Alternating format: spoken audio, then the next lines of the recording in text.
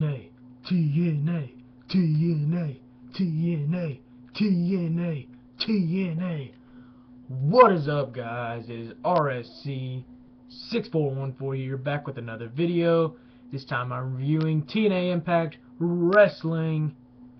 It's been on fire lately for the past month and a half. In my opinion, I know a lot of people hate TNA, but at the moment, I'm liking TNA a lot more than I'm liking WWE. So let's go ahead and get to the review. Good show again. Hashtag it happens. Dixie gets put through the table. Mark out moment.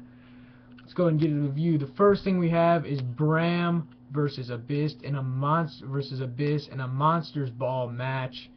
One of Abyss's signature matches.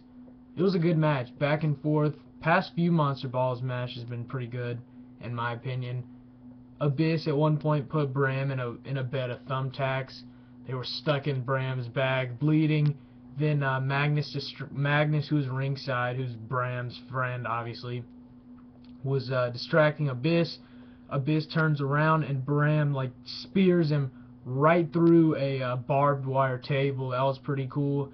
And then Bram gets Janice, Abyss's spiked bat, hits Abyss in the gut with it, pins Abyss for the 1, 2, 3, and Bram picks up probably what is the biggest win of his TNA career so far. He's been in TNA about 2.5 months to 3 months, feuding with Abyss and Willow mostly. This was a good match, good way to kick off the show. I enjoyed it. Had my attention the whole time. Just a good match. We'll probably see, this probably isn't the end of the feud between Abyss and Bram and Magnus and them, so expect a lot more probably to come from this, maybe for the next month or so. But good match here. Bram picks up the win. Next thing we have MVP, and you have MVP, Lashley, and Kenny King come out all dressed up with some fine young women in the ring. Basically what happens, MVP's putting Lashley over basically by saying he's this unstoppable champion. No one's ever going to take the title off him. Basically listing all the people Lashley's beaten to retain the title. He said there's nobody left for him to beat. Then Bobby Roode comes out. He puts Lashley over, saying he's one of the best TNA champions of all time. Roode says he knows what it takes, though, being TNA World Champion, considering he's the longest reigning of all time. Then he challenges Lashley, and then MVP, Lashley, and Kenny King beat Bobby Roode down.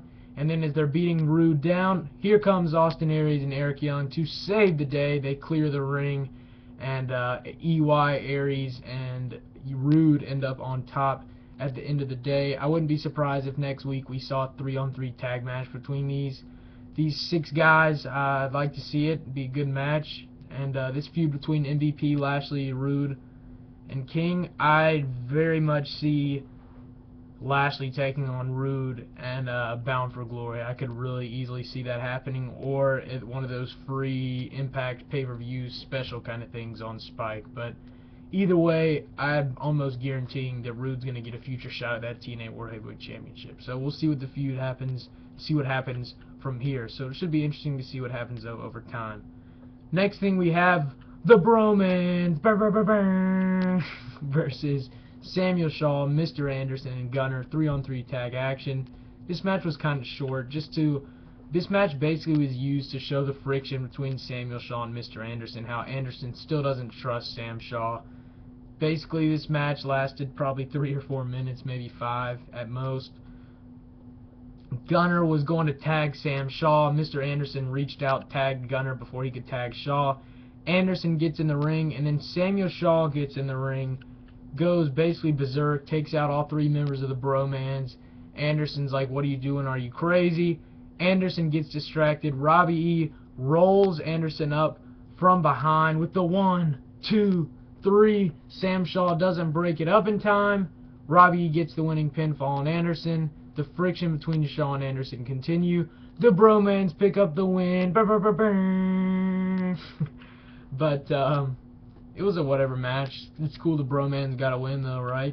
I mean, if you're a Broman fan, but it was entertaining for what it was worth. I'm sure Samuel Shaw will turn heel again or something like that's gonna happen, and Shaw and Anderson and Gunner will probably feud or something again, or maybe Sam Shaw and Gunner, but I'm sure we'll see Sam Shaw go back to his old crazy ways eventually, but we'll see what happens. Again, lots of storylines and feuds to keep an eye on in TNA. Next, we had Team EC3 versus Team Bully Ray, the Hardcore War. The first people to enter were EC3, and then you had Tommy Dreamer for Team Bully were the first two in there. You had Dreamer with a kendo stick. You had trash cans, kendo sticks. King Mo and Dixie Carter were watching from the crowd up in the balcony. Next members were Rhino for Team EC3 and then Devon, both coming out. Each one had, Team EC3 had temporary advantages as they'd have like 2-on-1, then 3-on-2, then 4-on-3 guys. Then you had Snitsky, then you had Bully Ray, then you had Ryklon, and then the EC3 got busted open. Blood just trickling down his forehead. I mean, it was an intense match. I enjoyed it. Bully Ray's choking people out with chains and shit. And then you got people getting hit with chairs, trash cans, kendo sticks. It really was an all-out hardcore war.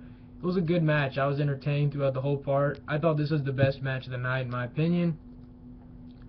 Good match. Then the final member of Team Bully, which they said was going to be revealed during the episode, was none other than Al Snow, who comes back. People had the mannequin heads in the crowd. It was a cool moment. Al Snow comes out, gets his little pop in with the fans, goes through his moveset. He basically takes out Team EC3 with a suicide dive on the outside. That leaves Devon and Bully Ray in the ring.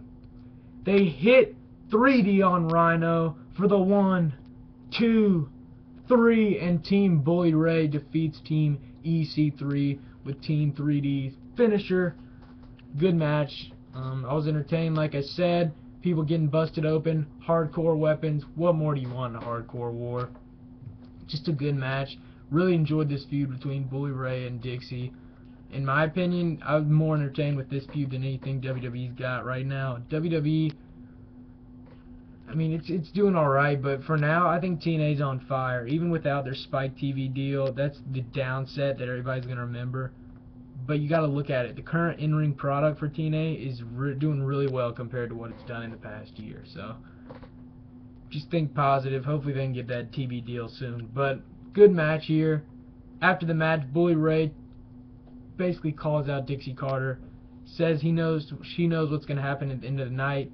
King Mo says he'll knock out Bully, and we ended at that basically. Then you have Angelina Love and the beautiful people with Velvet Sky. They come out, they're talking trash about Taryn Terrell, Gail Kim, and basically every knockout. They talk about the Knockouts title, and then Taryn Terrell comes out, and Taryn says why basically she interfered with Taryn and Gail Kim's Knockouts title match last week. They basically confronted each other. Beautiful people would end up, they'd start jumping Gail Kim and Taryn in the ring. Velvet would accidentally hit Angelina, which allowed Taryn and Gail Kim to clear the ring. Once again, the faces end up on top. I'm interested to see where this is going to go. I honestly see Angelina Love getting the Knockouts title shot again. I'd like to see Taryn Terrell have a run with the Knockouts Championship, though. She's definitely one of my favorite Knockouts on the roster currently. So I'd like to see him give Taryn a run with the Knockouts title. So we'll see what happens. Next thing you had, basically James Storm kind of abusing Sonata backstage before his X Division Championship match. This match was the triple threat for the X Division Championship. The competitors were determined last week when they qualified at Destination X for this match. It was Sonata versus Loki versus Samoa Joe for the vacant X Division Championship. This was a good three-way match. It was entertaining, good X Division style wrestling here. Basically, you had Loki doing backflips, tiger suplexes by Sonata, double foot stomps for near falls by Loki. It was a good match. Sonata broke up a Samoa Joe, one of his arm bars, with a standing moonsault. Then Sonata would go for the roll-up, go for the bridging roll-up. Samoa Joe would counter it into his finisher submission maneuver, the Coquina Clutch, and Sonata would eventually tap out, making Samoa Joe your new TNA X Division champion.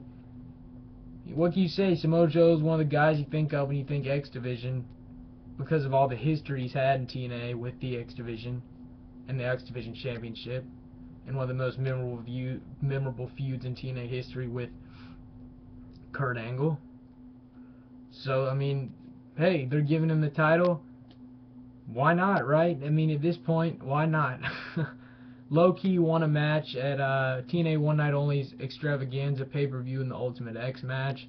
He won that match for a future shot at the X Division title, so I see Samoa Joe feuding with Low-key. They confronted each other various times backstage tonight and in the ring, so I definitely see Samoa Joe and Low-key feuding.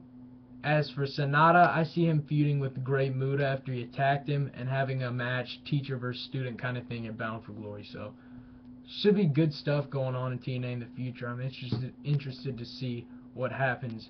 Samoa Joe, new X Division champ. Then you've got the final segment of the night. Dixie Carter comes out with Team Dixie, basically. I don't know where Snitsky and Ryklon were. You had Spud, EC3, Rhino, and King Mo come out with Dixie. She comes out the ring, she's talking, basically, and she basically said, she basically told Ryklon and Snitsky that they were worthless and fired both men to get her out of the ring, and they basically left. Then she tells the fans to get out of the building. She's basically going off because she's basically panicking, knowing what's coming, that Bully's going to put her ass through a table. Bully's music hits.